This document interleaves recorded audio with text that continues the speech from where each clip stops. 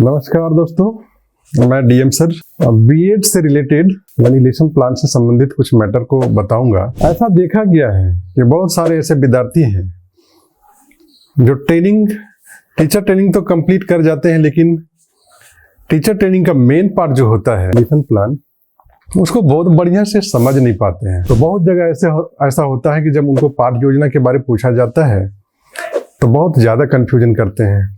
कभी तो स्किल्स में कन्फ्यूजन करते हैं, कभी मेथड्स में कन्फ्यूजन करते हैं।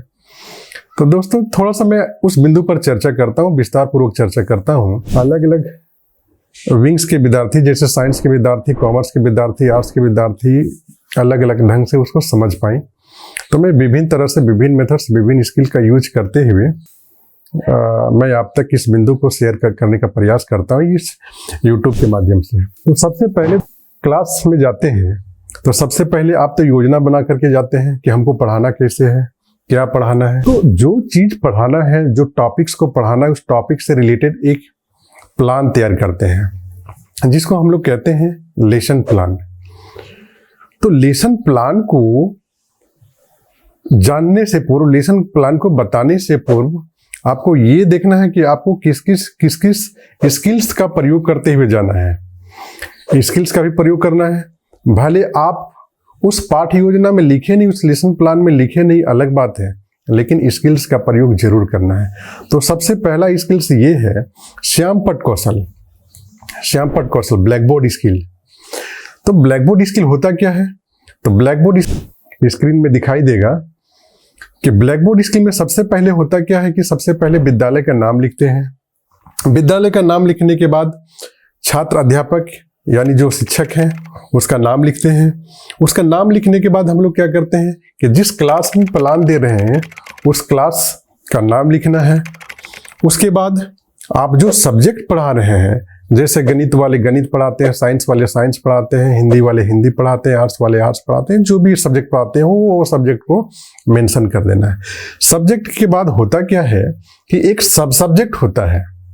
तो सब सब्जेक्ट, जैसे अगर यदि मैं गणित की बात करूं तो गणित में होता क्या है कि जैसे आप गणित एक सब्जेक्ट ले लिए तो गणित में बहुत सारे ऐसे सब सब्जेक्ट है, जैसे ट्रिगोनोमेट्री है, अलजेब्रा है, कैलकुलस है। इस तरह से डिफरेंट टाइप्स ऑफ सब सब्जेक्ट्स आपको मिलेंगे। तो डिपेंड ये करता है कि आपने टॉपिक क्या चूज किया है, किस सब सब्जेक्ट का चूज किया। लास्ट में है प्रकरण। जो टॉपिक आपने चूज किया वो टॉपिक को लिख लीजिए। वो टॉपिक को हिंदी में बोलते हैं प्रकरण। और ये जितने भी मैटर है, सारे मैटर को आप ब्लैक बोर्ड के लेफ्ट साइड में लिखिए। राइट साइड में क्या क्या लिखना है? तो राइट साइड में आपको लिखना है डेट, जिस डेट में आपने वो लेसन प्लान का प्रेजेंटेशन दे रहे हैं। उसके बाद लिखना है पीरियड, हिंदी में उसको बोलते हैं क्लास। उसके बाद लिखना है टाइम, समय, किस समय पर आपका वो पीरियड चल रहा है। उसके बाद लिखना है अवधि, ड्यूरेशन, कितने मिनट्स की वो आपका लेसन प्लान है, कितने मिनट्स का वो आपका पीरियड है। उसके बाद जिस लैंग्वेज में पढ़ा रहे हैं, जिस भाषा में पढ़ा रहे हैं, तो जैसे ब्लैक बोर्ड्स में लिखते हैं तो कैसे लिखते हैं, हिंदी में लिखते हैं कि इंग्लिश में लिखते हैं। तो जिस स्क्रिप्ट में लिखते हैं, स्क्रिप्ट का नाम लिखना है। अगर हिंदी में लिखते हैं तो देवनागरी लिखते हैं, इंग्लिश में लिखते हैं तो रोमन लिखते हैं। इस तरह से पहला स्किल्स का हम लोग प्रयोग कर लिए। कहीं लिखना नहीं है स्किल्स को, लेकिन यूज कीजिए। ब्लैक बोर्ड स्किल्स ये हुआ। राइटिंग स्किल्स, उसको हम लोग बोलते हैं writing skills. Black board skills के साथ साथ राइटिंग स्किल। दूसरी बात कि आपको ब्लैक बोर्ड में जब लिख रहे हैं तो खड़े कैसे होना है।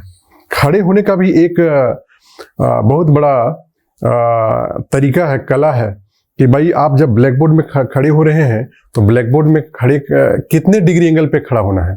तो हमेशा ध्यान रखिएगा दोस्तों कि जब भी आप लेसन प्लान, पाठ योजना की प्रस्तुति दे रहे हैं या प्रेजेंटेशन दे रहे हैं तो कोशिश कीजिए कि हमेशा 45 डिग्री एंगल्स में खड़े होकर के पढ़ाएं। जैसे अभी मैं एक खड़ा होकर के मैं बता रहा हूँ, शिक्षक को कितनी डिग्री एंगल पे खड़ा होना है, कैसे खड़ा होना है, बताना कैसे, और बोर्ड पे लिखना कैसे है। देखिए, पहला काम तो ये कीजिए कि एक हाथ में डस्टर रखिए, बाएं हाथ में, दाएं हाथ में चौक रखिए। अब आपके मन में ये सवाल आएगा कि सर जो लेफ्टी होगा वो क्या करेगा? तो भाई जो लेफ्टी होगा वो तो लेफ्ट हैंड में रखेगा चौक को, और राइट हैंड में डस्टर को रखेगा। ये सिंपल सी बात है। और ये काम करने के बाद आप एकदम बिल्कुल बोर्ड से सटे 45 डिग्री के एंगल पे खड़े हो जाइए। खड़े होने के बाद जब आप लिखना प्रारंभ कीजिएगा तो एकदम इस दिशा में होकर के लिखिए, बिल्कुल ऐसे। जैसे लिखिए, राम ने रावण को मारा। देखिए, लिखने का तरीका ये है ताकि बोर्ड में लिखा हुआ चीज़ एकदम पिछले बेंच में बैठे हुए विद्यार्थी को दिखाई पड़े। नहीं तो अगर यदि इस तरह से हम लोग ऐसे खड़े होकर के लिखते हैं तो ऐसे खड़े होना बहुत ही बेतुका और बेढंगा तरीका है। बिल्कुल ये शिक्षण में कहीं इस तरह की प्रक्रिया, कहीं इस तरह की खड़े होने की विधि नहीं है। इसलिए हमेशा एकदम इस डायरेक्शन में खड़े होइए और लिखिए इस तरह से, ताकि सारे पीछे के बच्चे को आसानी से दिख सके और वो आसानी से अपनी कॉपी में लिख। तो ये हो गया आपका black board skill. Black board skill से गुजरने के बाद एक आपका जो मेन एम है कि आप क्या क्यों पढ़ा रहे हैं, वो कोई तो उद्देश्य होगा, तो उस उद्देश्य को लिखना है। तो उद्देश्य जनरली दो होते हैं, एम्स दो होते हैं, सामान्य उद्देश्य, विशिष्ट उद्देश्य, general AIIMS and specific AIIMS. तो हम लोग सामान्य उद्देश्य में करते क्या है, तो सामान्य उद्देश्य में जनरली ये देखा जाता है कि जिस सब्जेक्ट को आप पढ़ा रहे हैं, जैसे आप गणित पढ़ा रहे हैं या हिंदी पढ़ा रहे हैं या आर्ट्स का कोई सब्जेक्ट पढ़ा रहे हैं, किसी भी सब्जेक्ट को आप यदि पढ़ा रहे हैं तो सब्जेक्ट बेस्ड सामान्य उद्देश्य को डील करना है। तो डील कैसे करना है, तो सबसे पहला उद्देश्य ये होता है, यदि गणित पढ़ा रहे हैं तो छात्रों में गणित के प्रति रुचि उत्पन्न करना, यदि हिंदी पढ़ा रहे हैं तो छात्रों में हिंदी के प्रति रुचि उत्पन्न करना। अगर यदि आर्ट्स का कोई सब्जेक्ट पढ़ा रहे हैं तो छात्रों में कंसर्निंग सब्जेक्ट जो भी हो, जैसे सिविक्स पढ़ा रहे हैं तो सिविक्स, नागरिक शास्त्र के प्रति रुचि उत्पन्न करना। जो सब्जेक्ट पढ़ा रहे हैं उसके महत्व को बताना होता है। अगर यदि उस महत्व को नहीं बताते हैं तो विद्यार्थी में इंटरेस्ट आएगा नहीं। तीसरा, उस सब्जेक्ट का आपके निजी जीवन में, दैनिक जीवन में क्या उपयोग है, उस उपयोग को बताना है। जब तक उस उपयोग को नहीं बताएंगे तो आपका जो वो लेसन प्लान है, जो टॉपिक्स है, वो टॉपिक्स उस बच्चों को क्लियर आप नहीं कर पाएगा। जब भी तो उपयोग को जानेंगे तभी तो उसमें इंटरेस्ट आएगा। एक होता है सामान्य उद्देश्य के बाद विशिष्ट उद्देश्य। तो विशिष्ट उद्देश्य में होता क्या है, जनरली विशिष्ट उद्देश्य टॉपिक बेस्ड होता है। जो टॉपिक आपने लिया, जैसे मान लीजिए कि मैं गणित में ले रहा हूँ सर्किल, वृत्त टॉपिक को अगर मैं ले रहा हूँ तो वृत्त में हम लोग करते क्या है कि वृत्त से संबंधित सारी बात उनको बताते हैं। पहला उद्देश्य में, विशिष्ट उद्देश्य में वृत्त के बारे में विस्तार पूर्वक बताएंगे। फिर दूसरा अगर यदि बात करें दूसरा उद्देश्य का, तो दूसरा उद्देश्य में ये होता है कि वृत्त का महत्व को बताएंगे कि वृत्त का महत्व है क्या, इंपॉर्टेंस ऑफ सर्किल्स। थर्ड क्या है, थर्ड अगर यदि बताना हो तो उसका दैनिक जीवन में उपयोग को बताएंगे कि भाई अगर यदि हम पढ़ाई कर रहे हैं तो उसका दैनिक जीवन में उपयोग क्या है। यदि उपयोग को जानेंगे तभी तो हम इंटरेस्ट लेकर के पढ़ेंगे। तो ये कम से कम मिनिमम 3 एम्स लिखना। पाठ योजना का नेक्स्ट कंटेंट जो है वो है टीचिंग एड्स, शिक्षण सामग्री। तो शिक्षण सामग्री में दोस्त जनरली 2 तरह के सामग्री होते हैं। पहला तो होता है सामान्य शिक्षण सामग्री, यानी जो जनरल टीचिंग एड्स होता है जो सभी यूज करते हैं, जैसे टेक्स्ट बुक हो गया, पाठ्य पुस्तक, चौक हो गया, डस्टर हो गया, पॉइंटर हो गया, मॉडल चार्ट, ये सारे कॉमन टीचिंग एड्स होते हैं। तो इसको सभी, मतलब जितने भी आर्ट्स, कॉमर्स, साइंस जो भी विद्यार्थी होते हैं सभी यूज करते हैं। उसके बाद एक होता है स्पेसिफिक टीचिंग एड्स। तो स्पेसिफिक टीचिंग एड्स होता क्या है, तो स्पेसिफिक टीचिंग एड्स होता ये है कि अगर कोई आप एक्स्ट्रा ऑर्डिनरी यूज कर रहे हैं कॉमन टीचिंग एड्स के अलावे, जैसे मैं सर्किल में यूज कर रहा हूँ, एक वृत्त के लिए एक चूड़ियाँ यूज कर रहा हूँ, चूड़ियाँ और कुछ आप लेकर के दिखा सकते हैं। चूड़ियाँ लीजिए, जो जेंट्स लोग पहनते हैं, जो बॉयज लोग पहनते हैं, उसको क्या बोलते हैं, कड़ा बोलते हैं। तो कड़ा का भी प्रयोग करके देख सकते हैं। तो इस तरह से हम लोग अन्य शिक्षण सामग्री जो लेते हैं उसको हम लोग इस तरह के सामग्री को बोलते हैं स्पेसिफिक टीचिंग एड्स, विशिष्ट शिक्षण सामग्री। उसके बाद नेक्स्ट स्टेज जो आता है वो है आपका टीचिंग मेथड्स, बहुत बड़ा चीज ये है, बहुत इंपॉर्टेंट चीज है टीचिंग मेथड्स। अगर यदि टीचिंग मेथड्स का आप यूज जान गए तो समझिए कि सारे कंटेंट्स का चीज को जान गए, मतलब उसके हार्ट को जान गए। टीचिंग मेथड्स ही उसका हार्ट है। तो मेथड्स जनरली अलग अलग सब्जेक्ट में अलग अलग तरह के मेथड्स का यूज करते हैं। जनरली हम लोग गणित में क्या करते हैं कि आगमन विधि, निगमन विधि, संश्लेषण विधि और विश्लेषण विधि, inductive methods, deductive methods, analytical method, synthetical method, इस तरह के मेथड्स का हम लोग जनरली प्रयोग करते हैं। कुछ कुछ और मेथड्स होते हैं मैथमेटिक्स में, जैसे ह्यूरिस्टिक मेथड्स हुआ, प्रोजेक्ट मेथड्स हुआ, लेकिन ये सब थोड़ा सा कम यूज होता है। तो जिसका ज्यादा यूज होता है उसको हम लोग चर्चा करते हैं, जैसे आगमन विधि, इंडक्टिव मेथड, निगमन विधि, डिडक्टिव मेथड, संश्लेषण विधि, सिंथेटिकल मेथड और विश्लेषण विधि, एनालिटिकल मेथड। ये चार जो है वो ज्यादा यूज। बहुत लोग ऐसा करते हैं कि व्याख्यान विधि का गणित में प्रयोग करते हैं। तो दोस्तों मैं आप लोगों को एक चीज बताना चाहूंगा, गणित में जनरली व्याख्यान विधि का प्रयोग नहीं करते हैं, इसीलिए व्याख्यान विधि का प्रयोग नहीं करते हैं। मैं एक एग्जांपल लेके बता रहा हूं। जैसे वृत्त हम लोग ले रहे हैं, तो वृत्त का क्षेत्रफल आप सभी जानते हैं कि पाई आर स्क्वायर होता है। तो पाई आर स्क्वायर अगर यदि हो 1,00,000 वर्ष पूर्व जब से वृत्त का मतलब चर्चा हुआ, वृत्त का क्षेत्रफल को लोग जाना कि वृत्त का क्षेत्रफल पाई आर स्क्वायर होता है, उसके बाद से लेके अभी तक और इसके बाद से कितने साल तक, सालों साल तक वृत्त का क्षेत्रफल वही, उसमें कोई नया चीज नहीं है। जहां नया चीज होता है वही व्याख्यान होती है। तो भाई यहाँ कोई नया चीज है नहीं, तो यहाँ व्याख्यान क्या होगा। इसलिए गणित में जनरली नया चीज कुछ होता नहीं है। जो टॉपिक होता है, जो कंटेंट्स होते हैं, उस कंटेंट पर हम लोग उसका लेसन प्लान तैयार करते हैं। तो जब कुछ नयापन है ही नहीं तो उसमें हम लोग व्याख्यान का क्या देंगे। तो इसीलिए व्याख्यान विधि नहीं होता है गणित में। अब रही बात कि आर्ट्स में जैसे होता क्या है, साइंस में होता क्या है। तो आर्ट्स में जनरली सब्जेक्ट पर डिपेंड करता है। जिससे मान लीजिए कि आप हिस्ट्री पढ़ा रहे हैं या सिविक्स पढ़ा रहे हैं या अन्य कोई सब्जेक्ट पढ़ा रहे हैं, तो जनरली आर्ट्स में व्याख्यान सह चर्चा विधि, लेक्चर कम डिस्कशन मेथड का प्रयोग करते हैं। ज्यादातर उसी मेथड का प्रयोग होता है क्योंकि उसमें व्याख्यान ज्यादा होता है। इसलिए हम लोग आर्ट्स में क्या करते हैं कि व्याख्यान सह चर्चा विधि या लेक्चर कम डिस्कशन मेथड का प्रयोग करते हैं। साइंस में भी किसी किसी टॉपिक में ऐसा करते हैं कि लेक्चर कम डिस्कशन मेथड का प्रयोग करते हैं। लेकिन साइंस में क्या होता है कि स्पेसिफिक टॉपिक हो जाता है। कभी कभी कोई स्पेसिफिक टॉपिक ऐसा होता है जहां लैब का जरूरत पड़ गया, तो वहां हम लोग तो व्याख्यान सह चर्चा विधि का प्रयोग नहीं करेंगे, लेक्चर कम डिस्कशन विधि का प्रयोग नहीं करेंगे, वहां तो लैब मेथड का यूज करेंगे। वहां लैब मेथड के साथ साथ डेमोस्ट्रेट भी करेंगे। तो डेमोस्ट्रेशन कम लैब मेथड, इस मेथड का प्रयोग हम लोग को करना है साइंस में। वो स्पेसिफिक कंटेंट पे, स्पेसिफिक टॉपिक पे हम लोग करते हैं। पूर्व ज्ञान, तो पूर्व ज्ञान होता क्या है। तो पूर्व ज्ञान में होता क्या है कि विद्यार्थी उस संबंधित टॉपिक से रिलेटेड कुछ मैटर का जानकारी वो रखते हो।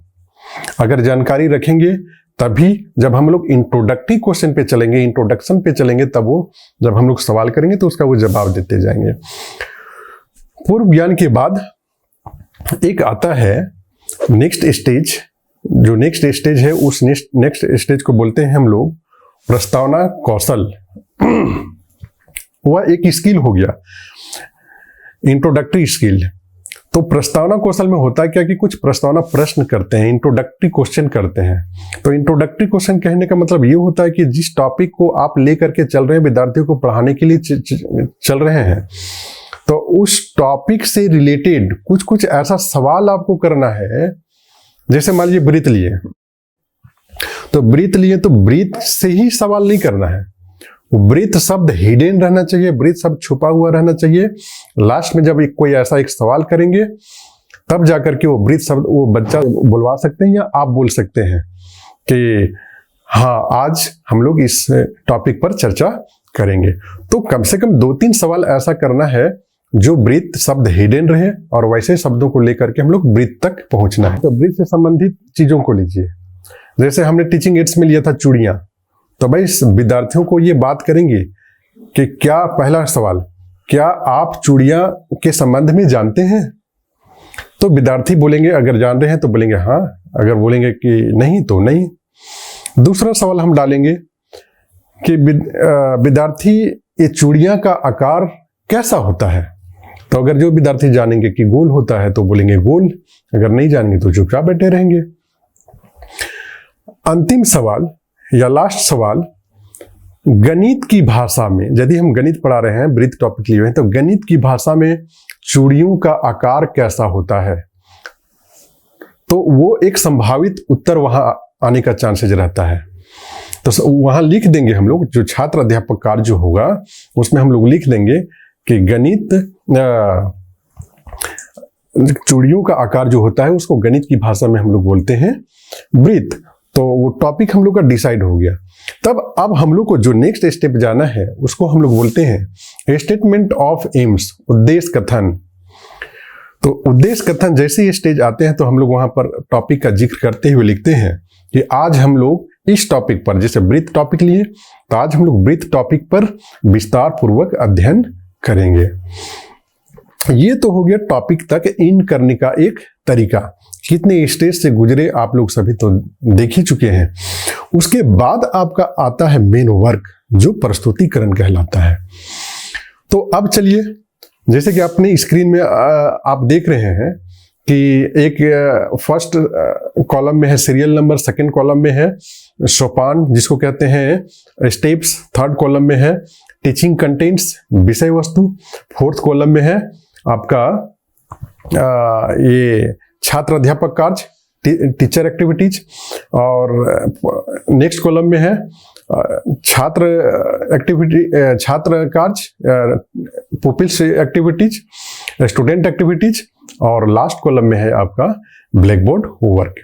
तो दोस्तों इस तरह से हम लोग एक कॉलम तैयार कर लेते हैं और इसी कॉलम के आधार पर अपना प्रेजेंटेशन हम लोग देते हैं। तो सीरियल नंबर 1 में हम लोग चलते हैं प्रेजेंटेशन, प्रस्तुतिकरण। प्रस्तुतिकरण में होगा क्या कि ब्रीथ की विषय में हम लोग बताएंगे। तो हमने ब्रीथ के बारे चर्चा मैं कर रहा हूं, तो ब्रीथ के विषय में अगर यदि चर्चा कर रहा हूं तो वहां पर हम लोग लिखेंगे टीचिंग कंटेंट्स में ब्रीथ, और ब्रीथ के बारे अब टीचर एक्टिविटीज में क्या होगा, तो ब्रीथ के बारे शिक्षक बताएंगे तो उस बात को हम लोग लिखेंगे कि शिक्षक ब्रीथ के बारे विस्तार पूर्वक बताएंगे।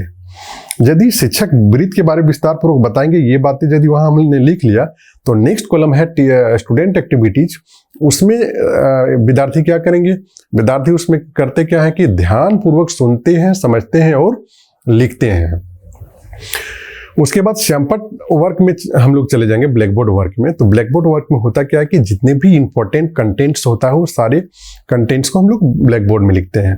और ध्यान रहे दोस्त कि जनरली मैथमेटिक्स में ज्यादातर काम ब्लैक बोर्ड में होता है, इसलिए टीचर एक्टिविटीज में बहुत कम मैटर को लिखने का काम करेंगे और ब्लैक बोर्ड में ज्यादा काम लिखने का कार्य करेंगे। यदि ब्रीथ के बारे हमने विद्यार्थियों को बता दिया तो नेक्स्ट चला जाता है ब्रीथ के कंटेंट्स। जैसे ब्रीथ का कंटेंट्स और है, जैसे रेडियस ऑफ सर्किल, ब्रीथ की त्रिज्या, डायमीटर ऑफ सर्किल, ब्रीथ का व्यास, कोड ऑफ सर्किल, मतलब इस तरह से विभिन्न तरह के कंटेंट्स होते हैं जो उसको हम लोग कंटिन्यू करते हुए चले जाएंगे। और इतना कंटिन्यू करने के बाद जैसे मान लीजिए कि देख रहे हैं कि आपका टाइम ओवर हो गया, टाइम ओवर हो जाने के बाद आप क्या करेंगे कि नेक्स्ट कंटेंट में चले जाइए, नेक्स्ट स्टेज में चले जाइए। नेक्स्ट स्टेज में जाने का मतलब क्या होता है कि यदि सारा टॉपिक आपने पढ़ा लिया तो नेक्स्ट स्टेज है रिवीजन का। तो 5 मिनट आप रिवीजन करा दीजिए बच्चों को। तो रिवीजन वो टीचिंग कंटेंट्स में आ जाएगा, रिवीजन स्टेप में आ जाएगा रिवीजन, टीचिंग कंटेंट्स में सर्किल, ब्रीथ। उसके बाद आपका काम जो वही है कि शिक्षक क्या करेंगे, पढ़ाए हुए पाठ को दोहराएंगे। वो उस कंटेंट में आप लिख दीजिए कि शिक्षक पढ़ाए हुए पाठ को दोहराएंगे। विद्यार्थी क्या करेंगे, तो विद्यार्थी सुनेंगे, समझेंगे और लिखेंगे। ब्लैक बोर्ड में उसमें कोई काम नहीं होता है। रिवीजन जब होता है तो ब्लैक बोर्ड में कोई काम नहीं होता है। उसके बाद रिवीजन होने के बाद आपका नेक्स्ट स्टेप जो है वो इवैल्यूएशन होता है, मेन वर्क। आपने जो पढ़ाया वो विद्यार्थी अच्छे से समझे कि नहीं समझे, उसके लिए आपको इवैल्यूएशन करना होता है। तो इवैल्यूएशन आप कैसे कीजिएगा? तो इवैल्यूएशन साथियों दो तरह से होता है। दो तरह से कैसे? पहला तो होता है एक वर्ग कार्य, क्लास वर्क, और दूसरा होता है होमवर्क, गृह कार्य। इस तरह से दो कार्य देकर के आप विद्यार्थियों को असेसमेंट करेंगे।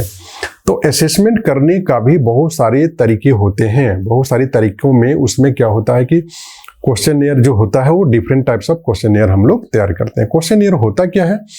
तो भाई मल्टी चॉइस प्रश्न दे दीजिए।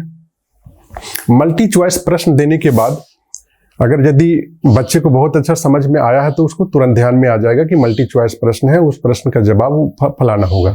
एक प्रश्न जैसे दे दिए, एक प्रश्न देने के बाद 4 ऑप्शन दे दीजिए, 4 ऑप्शन में वो चूज कर लेंगे बच्चा। और थोड़ा सा रियल असेसमेंट में अगर यदि जाते हैं तो फिल अप द ब्लैंक्स का क्वेश्चन दे दीजिए। अगर यदि बच्चे के माइंड में मेमोरी में है तो फिर फिल अप द ब्लैंक्स दिए, लेकिन उसमें कोई ऑप्शन नहीं दीजिए। अगर यदि वो जान रहे हैं तो वो लिखेंगे। थोड़ा सा और बेहतरीन मतलब असेसमेंट के लिए शॉर्ट टाइप आंसर कर दीजिए कि भाई गोल आकृति को क्या कहते हैं। ये वेरी शॉर्ट टाइप क्वेश्चन हो गया। तो गोल आकृति को गणित की भाषा में वृत्त कहते हैं। अगर यदि बच्चे जान रहे हैं तो तुरंत वो लिख देंगे। तो ये एक असेसमेंट हो गया। और ऐसा करने के बाद यदि क्लास में आप असेसमेंट कर लिए तो वह बच्चा का मेमोरी में कितना मेमोराइज हुआ, उस मेमोरी को जानने के लिए, उसको इवैल्यूएशन असेसमेंट करने के लिए कि हमने जो पढ़ाया वो मेमोरी में कितना देर तक रख पाता है, तो गृह कार्य दे दीजिए। तो गृह कार्य में कीजिए क्या, उसी तरह का सवाल दे दीजिए। छोटा छोटा सवाल दे दीजिए, कुछ लॉन्ग टाइप का सवाल दे दीजिए और उसको नेक्स्ट डे के लिए तैयार करके लाने के लिए बोलिए।